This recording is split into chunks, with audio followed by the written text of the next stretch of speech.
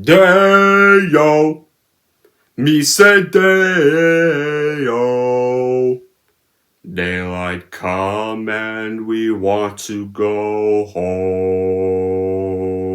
I'm gonna make him an offer he can't refuse.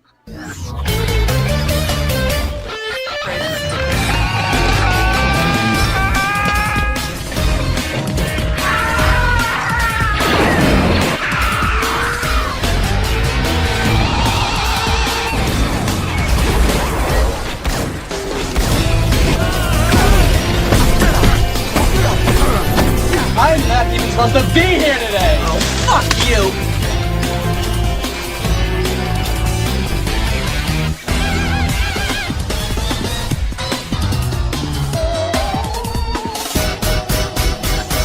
Come on, you want me to drive? You're supposed to be suicidal. Remember, I'll Anybody drive. to drive? Get in the car. Fuck me in the fucking ass. Fuck you, you fucking stupid cunt.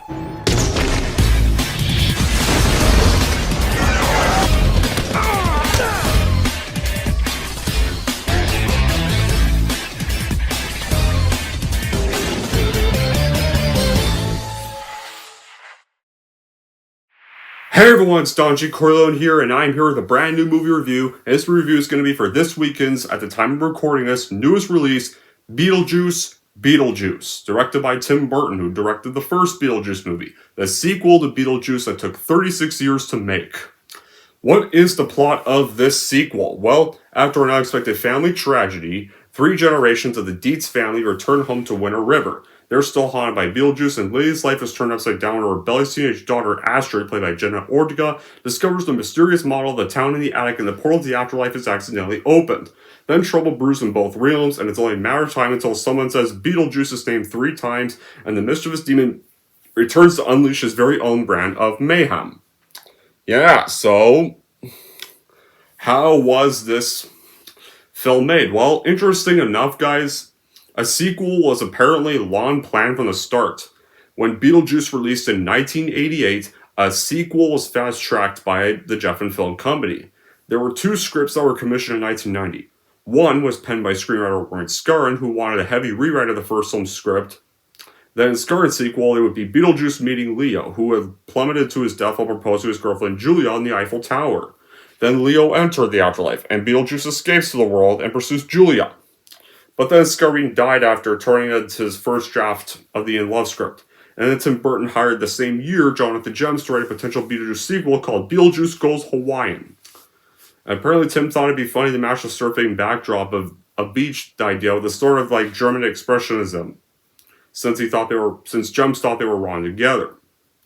Then the story would follow the Dietz family going to Hawaii, and Charles was developing a resort. Then they discovered that the company was building on the burial ground of an ancient Hawaii kahuna, and the spirit comes back from the afterlife to cause trouble, and Beetlejuice becomes the hero by winning a surf contest with magic.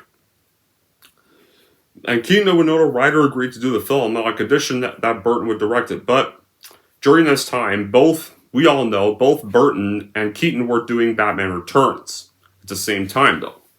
However, Burton was still interested in the Beetlejuice Goes Hawaii in early 1991, and of course, Burton approached Daniel Waters to do a rewrite because he loved his work on Heathers, and that also stars Winona Ryder. But he eventually signed by Waters to write the script for Batman Returns as well, and the producer David Geffen hired Pamela Norris to rewrite. Then Warner Bros. In 1996 had also approached Kevin Smith to rewrite the script, but Smith turned down the offer in favor of Superman Lives, which never saw the light of day. Unfortunately. And we all know Smith joked that the response was that they needed to say the first Beetlejuice must we go tropical. Then March 1997, Jobs released a statement saying that the script for Beetlejuice Goes Hawaiian was still owned by Jeff and Company and would never get made. And they couldn't do it now. They couldn't do it at that time because Winona was too old for the role, and they would have to recast her character at the time. So it just went into development hell. But the project got revived. Now, over the years, the project got revived, and there were plenty of other ideas. There's more history about it, but that's That's long enough as it is, so let's just get on with my reaction and the review as a whole. So, after Beetlejuice was shot and marketed, it first premiered at the 81st Venice International Film Festival on August 28th of 2024, and would be theatrically released overseas first on September 4th, 2024, and then would be released in the United States 2 days later, today, at the time this was filmed. And of course, the movie received generally positive reviews from critics, and at Thursday previews have proven to be impressive so far, grossing $13 million, and it's projected to gross over $100 million this weekend. Well, I wouldn't be surprised if it does, because the opening night I went, the theater was packed. So I could see this making a profit. And clearly the audience I was with enjoyed the movie. But as for my reaction, now when I first heard a sequel to Beetlejuice was happening, yeah, you know, which one is it? Here it is. As in this movie, I was like, oh boy. Because for one, it was too late for a sequel, and Burton just hasn't been making that much memorable stuff recently. So I didn't know what to think. Plus, like, there's been a bunch of crap legacy sequels that shit on characters. So and plus knowing Warner Bros.' reputation today, yeah, I could see why I wasn't too thrilled when I heard they were going to make a sequel to Beetlejuice. But then the trailers came out, and I was surprised, and they overexcite me that much, but they didn't make me mad. That's why you didn't see any rant reactions for Beetlejuice 2. Like, the trailers were actually not that bad, honestly. Teaser was, second trailer was way better. Like, it had my fingers crossed that it would hopefully be good. I mean, it seemed like it still had that Tim Burton charm of the old days, so I had hope for this. So I saw the movie, just got back from seeing the movie. How was it? Now, it's not, I don't think it's as good as the first one per se, but I had fun with it. You know what? It was pretty good. Not as great as the first film though. Yeah, this one is still way better. I'm sorry. The Beetlejuice one is still a much better movie.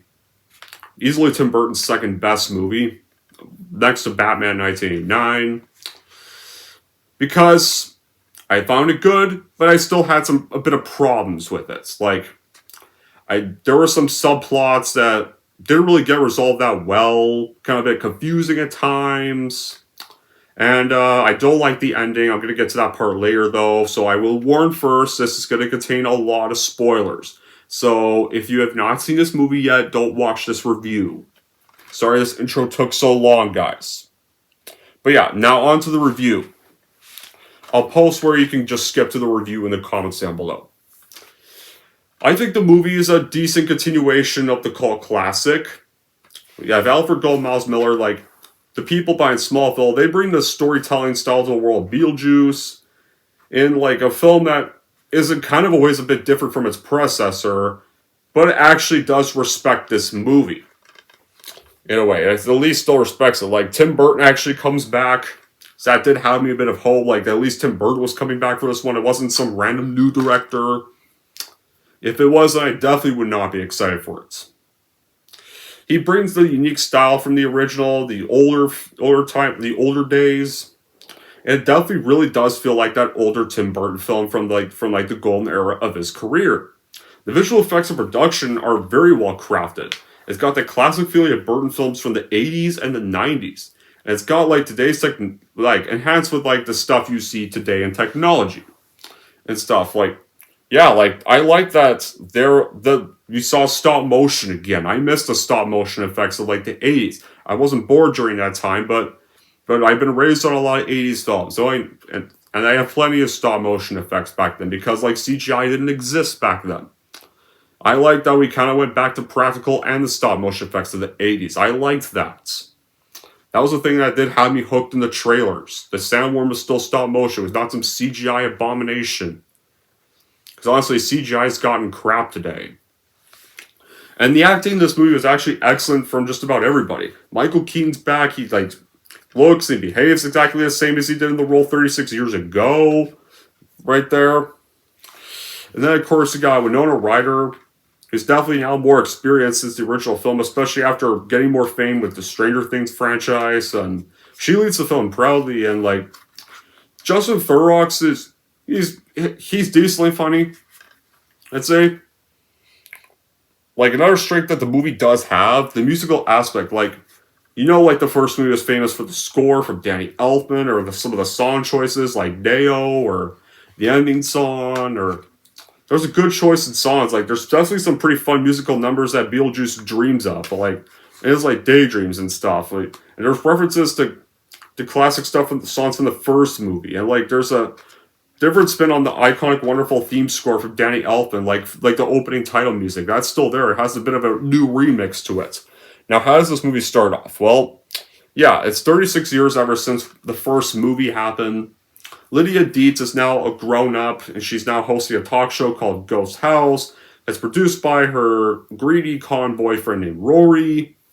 And during the taping of the segment, Lydia sees visions of Beetlejuice in the audience. And then of course, which pretty much the main reason for the film happening is Delilah calls Lydia after and shares news about the death of her father, Charles, and like there, and then they go to Winter River for the funeral services, and of course, they stop by this boarding school to pick up Lydia's daughter Astrid, who's Jenna Ortega's character, right there, and we find out, like, the reason why, like, Lydia's husband's not there, like, is apparently Lydia and Astrid's father, like Richard, had been in a relationship that ended in a divorce. And then his disappearance in South America, and he never came back. And then after the funeral happens, where you get like the choir kids sing Dale, like in the teaser there, and like you do get a bit of a stop motion flashback right there, like where how Lydia's father died. Right there, and I've loved the whole stop motion sequence. I mean, especially because, like, you can't really get the actor back because there are some creepy things about him. So I like they went stop motion route to be able to still kind of put his character in the flashback of story in a way without bringing the actor back. And then following the funeral services, like, you do get a bit of a funny moment where Rory proposes to Lydia. And she does accept it, and Astrid then flees and meets Jeremy this kid named Jeremy when she bikes, like, crashes through a fence, hits a tree, and then meets Jeremy.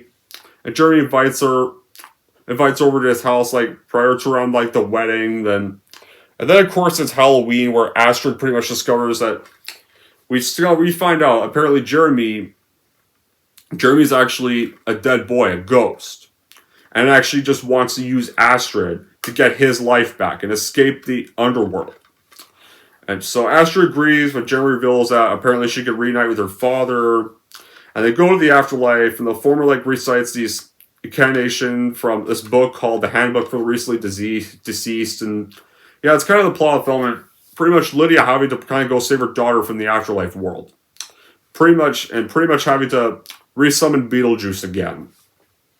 That's kind of what the plot of the film is. Like, yeah, there's fan service in the movie for fans of the classic film. Like, there's quite a bit of it. I bet it's actually positive kind of fan service. Like, it's not like overthrown in your face. Like, it's not like the tiring fan service or all now getting overshown nowadays and stuff. Like, this fan service is actually respectful. It honors the original. It gives fans they've been waiting for, those who did want a sequel. It does this logical, enjoyable way, and remains true to the spirit of the story. Like, no, like, unlike a certain sequel last month called Alien Romulus that had fan service, as in the type of fan service that is actually stealing lines from other movies, stealing scenes from all the Alien movies, to the point where it was nothing but just an album of greatest hits with pretty much a shit CGI Ian Holm, just basically putting him on a different character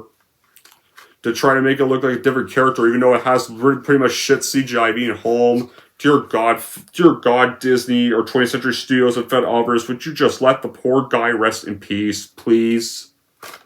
But anyway, back to this though. No, unlike this though, this was actually respectful. This didn't steal from lines from the first movie. This actually, there's still references to the first movie, but it doesn't steal lines from them at least. And like it's like kind of the stuff you're familiar with. We're introduced to many fun and quirky characters. Like you got old and new, like 3 generations of the Dietz family. And I like that they didn't just, like they could have just repeated the first film and just have Lydia's daughter have to marry Beetlejuice or something like that, or have be Lydia's role in the first film, but they don't do that. No, like they have this character Astrid actually despise ghosts, despise supernatural stuff in a way, not believe in any of it at first, and thinks her mom's crazy. So they actually did something a little more fresh here. They didn't just repeat the first film with a new lead, in a way. Or just try to make the lead characters come back and just be useless losers. Yeah, pretty much, yeah. Like in the original, like Lydia Dietz was weird and sympathetic to the paranormal. Like, her daughter Astrid is the opposite. She's skeptic of all things ghost-related, and still has that like Wednesday Addams vibe because she plays Wednesday in the Wednesday series that Burton kind of helped create. The story definitely needed a new direction, and still incorporating the afterlife because that's a central plot of the movie. It's still wacky. It's still like funny. Like the audience was laughing throughout the whole movie. I could tell the audience really was liking this film. I did like it. I didn't think it was like over love. I liked the movie. Yeah, see, like for those who think you just hate everything that's considered good nowadays. No, I don't. There's been plenty of good movies this year I liked. Dune Part 2 was a critically praised film that came out this year. I loved that movie. Deadpool and Wolverine was a critically praised film that came out this year. Surprisingly loved that movie. Civil War was a critically praised movie that came out this year. I loved that movie. The Fall Guy, that was critically praised. I loved that film. Like, alright, there's been lots of critically praised films this year I've liked. The problem is, I think some people just really keep watching my rants more than my good reviews. Like, if it's like me kind of the same problem as Ramble Raff. If it's me like praising a film, they're like, oh, that's lame. Next. Yeah, whatever. But yeah, I don't hate every movie that's considered good today. Okay? Like, the story though, it can be like the reason why, like, not just like because some complicated plot lines, like the story can be a bit over the top and a little predictable in places. But it's fine for what it is, like, especially like when you have to have an hour and 45-minute runtime. Yeah, because that's another thing I did like. I liked it was a simple and normal length runtime for this time. I like they did not make this 2.5 hours for a change, because sometimes I don't mind it, but there's times it does get a little annoying. Because there's some newer sequels I think they constantly need to be Lord of the Rings or Avengers Endgame or Lawrence of Arabia. There's a time when being 3 hours works, and there's also times when it does not. If you can make a good pace with the 3 hours, then you succeed. Stuff like this Disney sequel trashology, yeah, the 3 hour runtime for those, because those movies feel like 3 hours, that definitely does not work. Stupid hair. Get out of my way. Yeah, like cast is like led by Michael Keaton. And you could tell Michael Keaton clearly had a blast playing this character again.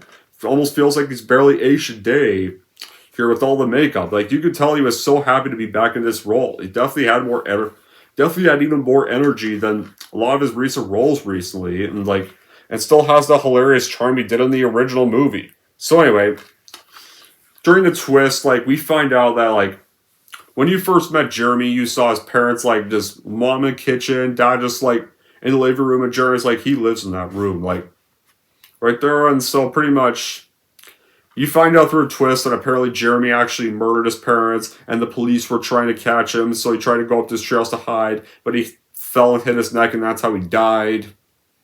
Then Lydia realizes Jeremy's plan is pretty much to sell Astrid's soul to the afterlife so that he could get his life back.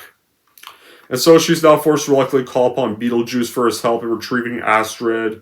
And then Beetlejuice shows up and they get the Juices Loose part from the trailer. And he agrees on the condition that Lydia let him marry her again, allowing him to inhabit the mortal world and escape the threat of his ex-wife named Dolores, who's pretty much hunting him in the afterlife. And Dolores is kind of this Stitch Punk-like corpse character, almost kind of reminiscent to like characters like from the stop motion films, either like kind of like this characters of like Sally from Nightmare Before Christmas, almost to kind of in a way, kind of a throwback to those. And you do get a cameo from Danny DeVito in her first entrance, where she pretty much like sucks out Danny DeVito's character's soul. So it's nice to see Danny DeVito in a brief appearance, and you do get all like you have the Bobs come back, like the Bob Shrunken Head from the first movie. You know, where is he? Oh, this guy. Yeah, this guy's back. There's like a whole bunch of clones of him, and they're all working for Beetlejuice, who's now like the afterlife manager and stuff. And you also get this funny nightmare sequence with Lydia and Lydia, where after the husband accidentally summons Beetlejuice's name, says Beetlejuice's name 3 times, they have this nightmare, and then giving birth to this baby Beetlejuice that like moves like this stop motion baby, like goes like ape wall crazy, and like, yeah, this, you know what this like baby Beetlejuice reminded me of? It reminded me of the baby zombie from the Peter Jackson film Dead Alive or Brain Dead. Yeah, those scenes with the zombie baby, it reminded me of that. It kind of reminded me of that in a way. It kind of reminded me of those old Peter Jackson films before he did Lord of the Rings. So yeah, Lydia agrees to marry him again so that she can save her daughter. And so Beetlejuice and Lydia, they go into the afterlife train station, which is a pretty cool set, I'll admit. You have these ghosts like doing disco dances as the train arrives, announces where they're going to go, pretty much the soul train, and it transports souls to the beyond. And so, since Astrid recited the incarnation, she got tricked into switching places with Jeremy so he could regain his life. And then she gets escorted to the platform, and Astrid notices like one of the station employees is her dad, Richard. So Lydia then is able to rescue Astrid in time. An emergency exit sends them to Saturn's moons. And so right there, they get to Saturn's moons, and they encounter a sandworm from the first film.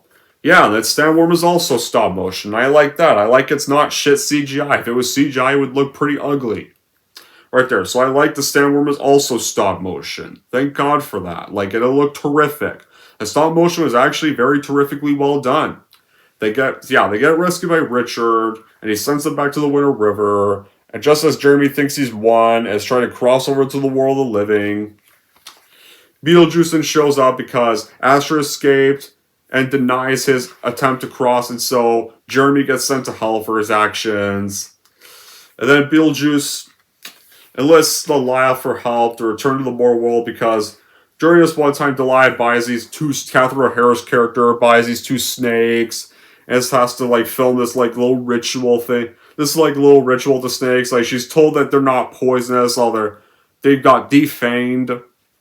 But it turns out to be a lie because they're still feigned, and they both bite her, and so she's dead. And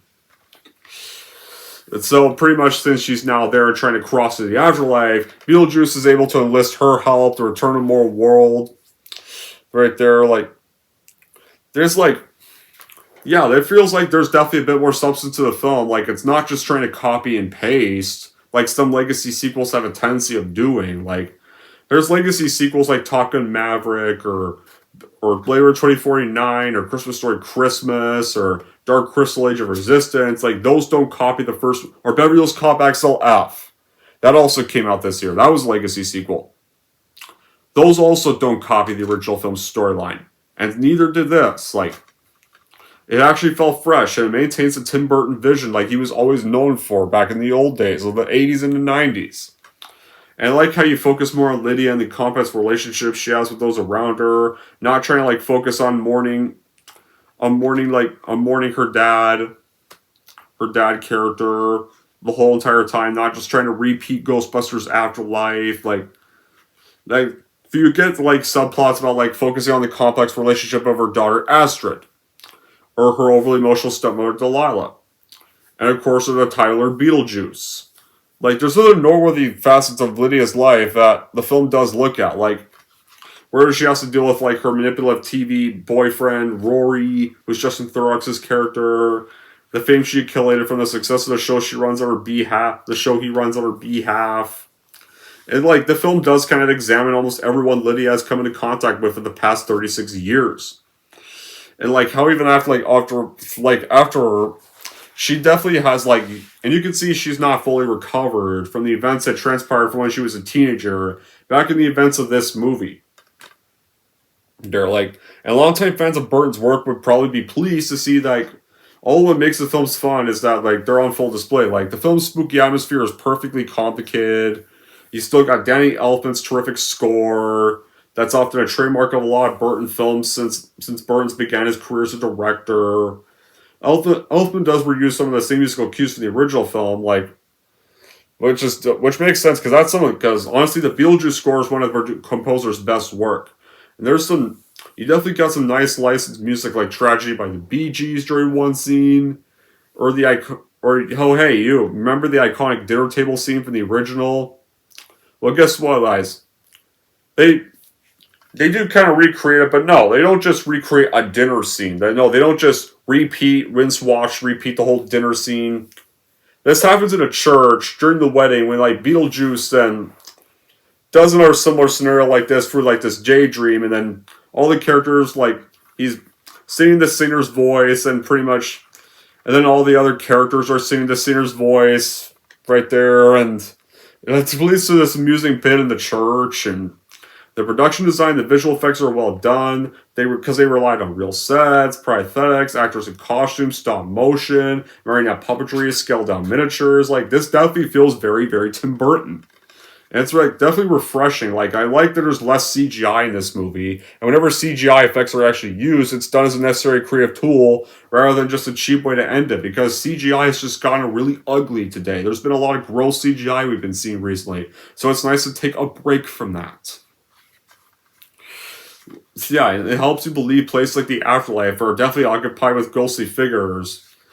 Or, like, they have to take numbers away in long queues, like in the first film. Like, anyone that enjoyed Winona Ryder's performance as Lydia in the original movie, you'd be pleased to know, even in this, like, time, she could still pull off the perfect oddball goth girl persona really well. Even though, like, yeah, despite the fact that Lydia's now a grown-up, like, you still kind of believe that Lydia's just as conflicted about life and death as she was back in the first movie. Like, even more so, given, like, the problems that have happened for her, like, ever since the events of that movie happened. And to balance things out for the character, like, also, Jenna Ortega provides the perfect addition to the cast. Like, she does fill the void of the young outcast with deadpan reactions, kind of make her this straight woman to the events that kind of transport for both her and her mom. And Ryder and Ortega, they do have, like, not bad sync with each other. Like, it does sound a little when you first kind of meet Ortega's character. But then you see the two of them work together during key moments that definitely are pretty much among the film's highlights. And you know something more about, like, about Jenna Ortega, honestly, after this week, like, after her take on, like, female leads this week, I think Jenna Ortega is now becoming one of my favorite girls in today's Hollywood. Like, and probably one new actress I honestly think I can trust, and that actually is sane, and, yeah, like, I definitely liked her little preference that she prefers, like, original stories instead of, like, swap spin-offs of existing male-led franchises and stuff. Like, yeah. She has my respect for saying... She has my respect more now for saying that. It definitely does show what the problem with Hollywood today. Like, yeah. Yeah, that's like, yeah. You're now what... Yeah, this girl's now one of my favorite actresses now. I'm definitely interested to see what else she does. Like, yeah, I know she's in those, like, mediocre radio sound Scream movies that I'm not really biggest fan of. Like, technically Scream 5 was my introduction to her. And I'm going to be honest, guys, like, you know how I originally rated that movie a little bit high? Well, it's starting to not really hold up well for me. I'm not really a big fan of Scream 5 much anymore, to be honest. I've kind of noticed the flaws it has, so I'm not really a big fan of that movie much anymore. I mean, I hate Scream 6 more, but I'm not a big fan of Scream 5 anymore. Not really a big fan of Scream 5 anymore, to be honest. But yeah. Anyway, like, a sequel to Beetlejuice, would it be the same without Michael Keaton? Definitely not. If you just picked a different actor to still make Beetlejuice young like he was in 1988, it wouldn't be that great. And it wouldn't really be that funny or make the character funny or enjoyable. So I like that Michael Keaton is back for this role. And that's exactly what we have right here. He's still like the over-the-top mannerisms. He still has the crude, borderline offensive interactions with the other cast members. Like, Keaton, you can tell Keaton's having such a blast, like, reliving this whole role again that he played 36 years ago. And it's, like, clear that Beetlejuice has not changed at all since the events of the original film. And another great thing is, like, Beetlejuice has more screen time in this movie. In the original, he had, like, 17 minutes, like, and it all makes sense, though, because his role in the story in this one, it's much larger, and allows for some more humorous moments for the audience to really enjoy. So, when Lydia and Astrid get to this nearby church, they get there as, like, Rory waits at the altar to be married, and Delia's by his side, and Beetlejuice hijacks the wedding, and ejects Rory to truce serum, and so now Rory ends up revealing that he only wants to marry Lydia for money, not because he loves her, and so Lydia's enraged, and she punches Rory with this pretty much illusion big boxing glove that Beetlejuice pretty much causes her to have and knocks him out. It's yeah. Yeah, the movie is pretty insane. It's messy. It's zany. Like, it's all the things you expect if you've grew up with Burton in the 80s and 90s. Right there. But now, like, we get to the finale, and how does this finale go? Like, during the finale now, since Rory's knocked out, Beetlejuice still goes through to marry Lydia, and then Dolores arrives and corners Beetlejuice, and using the handbook as a guide, Astrid then unleashes a sandworm into the church, and after, like, before that, you do get the funny, like, church song sequence that easily had me laughing the hardest, like, easily, like, that was definitely such a funny moment, like, yeah, it's kind of like fan service throwback to the dinner scene from the first film, but they didn't just repeat the Deo song. They picked a different song this time. Right there. And I just really liked how goofy and ridiculous over the top the sequence was. And so yeah, Astrid releases a sandworm to the church, but Beetlejuice clearly remembers that incident from the first film where a sandworm took him. And so Beetlejuice deflects the sandworm and it eats Dolores and Rory whole. And so they're gone. Then the ceremony gets thwarted off, and Lydia asks reveal that Beetlejuice violated the rules of the handbook and their own contract. And so he inflates like a balloon and pops. And then, of course, right there, and then Beetlejuice says this funny line, "I should have got married in Las Vegas." There, and so then after that, Lydia and Astrid reassure their love for Delia as she crosses over to reunite with Charles, who's Lydia's father that they're mourning, whose death set off the events of the film.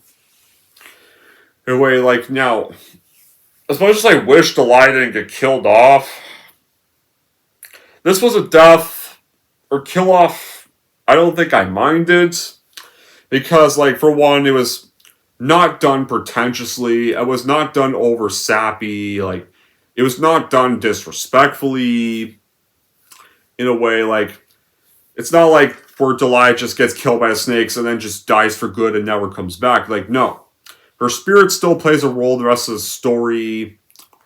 And then, like, Delia, and since, like, they've defeated Beetlejuice again for the time being, she can now, like, go to the beyond, in a way, and her and Lydia part on good terms.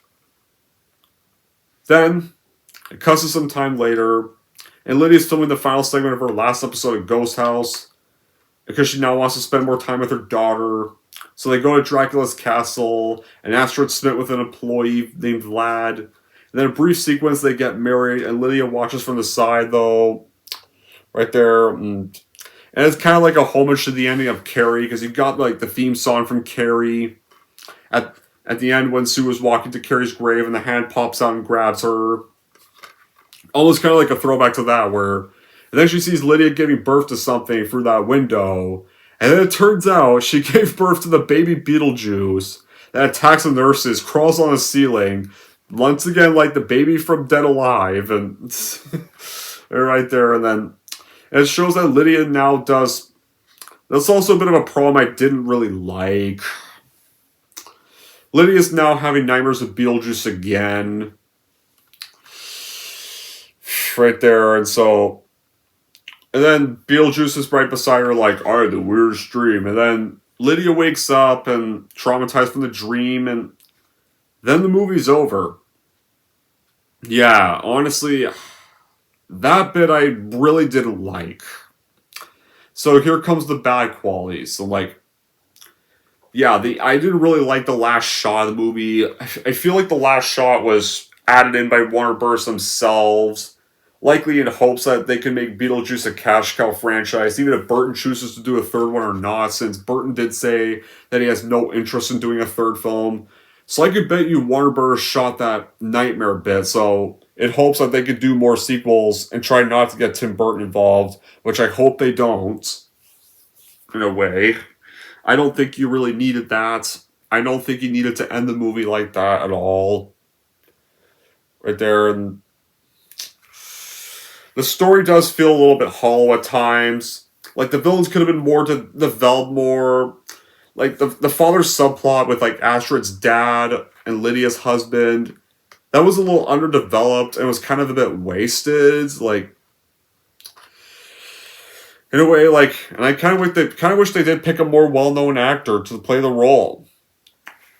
Like, more. And there's some overlapping plot lines as well. Like, there's 4 stories happening at the same time. One where Lydia's trying to prevent Beetlejuice from emerging to cause chaos, or Astrid's romantic relationship with the ghost boy that's actually evil, or Beetlejuice being on the run from his evil ex-wife who's played by Monica Bellucci, and another character who's this undead action movie star that's played by Willem Dafoe. They're all hunting down Beetlejuice to make him pay for his crimes, and there's times the story does kind of get a little cluttered. Trying to juggle all these plot points and making it difficult to focus on whose story's the one to pay attention to the most, in a way. So I don't think you needed a bunch of stories at once. And the character Astrid, she does kind of start off a bit iffy when you first meet her. That did have me worried for a little bit, but thankfully she does get much better as the film progresses. Anyway, so I think in short, the bad qualities for me would probably be the overstuffed plot lines, or the clunky story, a not very satisfying last shot that's clearly added in by Warner Bros. In hopes to make more sequels. But other than those, like, I had fun with Beetlejuice 2. I'm relieved this did not suck, and I thought it was pretty good. I still think this is better. I'm sorry, this is definitely still the better movie. If this had a better ending, I'd probably give it an 8. But sadly, like, if it didn't have that last shot, I would probably give it an 8. But sadly, though, it is what it is. But in the end, Beetlejuice 2, it's a fun watch, but maybe it's a stream for hardcore Beetlejuice fans that weren't too excited for the sequel because it's a fun sequel, but it does have some complicated moments. That's what I will say. Anyways, guys, that's it for my review of Beetlejuice 2, and for how I'm going to rate Beetlejuice, here's how I'm going to rate this movie. So overall, if you love Beetlejuice and were hoping for the sequel to be enjoyable, well, you're in luck, because I would recommend watching it, but if you want to lower your guard to be safe, then I would probably stream this one just to be safe, and if you're wondering how I'm going to rate Beetlejuice, I'm going to give Beetlejuice a 7 out of 10. There we go, guys. That wraps up my review for Beetlejuice. Now I want to know in the comments down below, what did you guys think about Beetlejuice? And, yeah, did you either like the sequel? Did you really love the sequel? Or were you not fans of the sequel? Tell me in the comments down below. And until then, guys, that'll be it for this review. Thank you all for watching. And if you like this, want to see more, and don't forget to like, subscribe to Don G. Corleone.